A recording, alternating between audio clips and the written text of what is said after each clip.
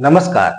जन्म कुंडली में बुध देव ऐसे ग्रह हैं, अगर इन्हें साध लिया जाए तो कई ग्रहों को इस ग्रह से फायदा होता है और उन्हें बल प्राप्त होता है। अगर संबंध योग कारक हो बुध का कुंडली में, तो निश्चित तौर पर व्यक्ति आर्थिक पक्ष अपना जीवन में मजबूत कर लेता है, क्योंकि उसे व्यापारिक वाणिज्यिक ज्ञान होता है। उसकी तार्किक शक्ति प्रबल होती है। जो देश दुनिया के कानून व्यवस्था है, उनके लिए, उनके ज्ञान अर्जन के लिए हमेशा ऐसा व्यक्ति जिज्ञासु रहता है, तत्पर होता है और सिस्टम को समझने के लिए ऐसे व्यक्ति कदम कदम पर सफलता प्राप्त करते हैं। और हमारा पूरा सिस्टम ऐसे लोगों से भरा हुआ है जो अपनी तार्किक बौद्धिक क्षमता से देश का हर प्रकार से प्रबंधन कर रहे हैं, नियंत्रण कर रहे हैं और कार्यरत हैं इतने बड़े सिस्टम को चलाने के लिए। बुध अगर कुंडली में प्रारंभिक अवस्था में ही देखा जाए, अगर इसका संबंध पंचम भाव या पंचमेश से हो, नवमेश से हो, लग्नेश, कर्मेश, लाभेश से हो या द्वितीयेश से भी हो, तो ऐसी स्थिति में बुध देव बहुत ही अच्छा फल प्रदान करने वाले होते हैं। और अगर कुंडली में इनकी दशाओं का फल मिले, यानी कि दशाओं को अगर व्यक्ति भोगता है, तो बहुत ही सुंदर फल योग कारक बुध के प्राप्त होते हैं।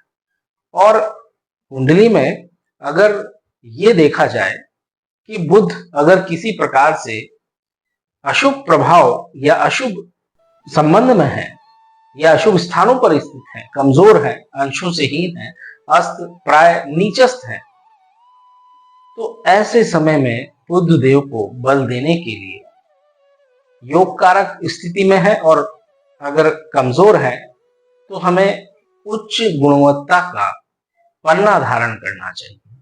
पन्ना धारण करने से व्यक्ति के बुध को अवश्य ही बल मिलता है और स्व प्रेरणा से व्यक्ति अपने कार्यों को करते करते, अभ्यास करते करते निपुण हो जाता है और उसका पूर्ण लाभ उसे प्राप्त होता है। ज्ञान के क्षेत्र में भी, यानी कि शिक्षा के क्षेत्र में अगर कोई छात्र लगे हुए हैं, तो ये मान लीजिए उनके लिए तो प्रबल सहायक है। बिजनेसमैन अगर कोई है, व्यापार में किसी प्रकार से बुध देव की शुभता चाहता है और कुंडली में बुध को बल देना चाहता है, तो अवश्य ही पन्ना धारण करना चाहिए।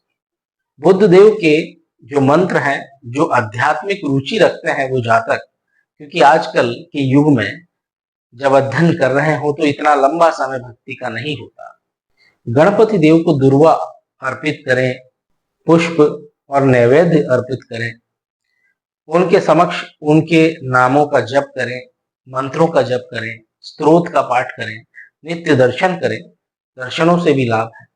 माँ सरस्वती को नमन करें, उनको भी, कन्याओं का सम्मान करें, उनकी समय समय पर मदद करें, उन्हें श्रद्धा भाव अर्पित करें। बुध देव को और प्रबल बनाने के लिए चांदी के आभूषण धारण करें, चाहे अंगूठी, चेन, कड़ा, जो भी आप, स्त्री हो या पुरुष, उनके अनुसार आप चांदी धारण करें। और एक और बहुत ही सरल उपाय है, अगर ये करें, हरी जो भी वस्तु, हरी वस्तु हो, चाहे वो गाय के लिए चारा हो या कहीं ना कहीं किसी महिला को कुछ वस्त्र देने हो, तो हरे कलर के आप दे सकते हैं।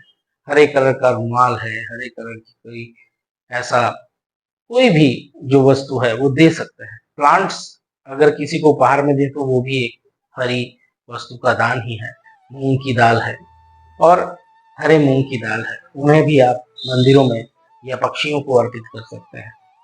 ऐसी स्थिति में बुध को आप बल दें और बुध देव का पूर्ण लाभ आप उठाएं।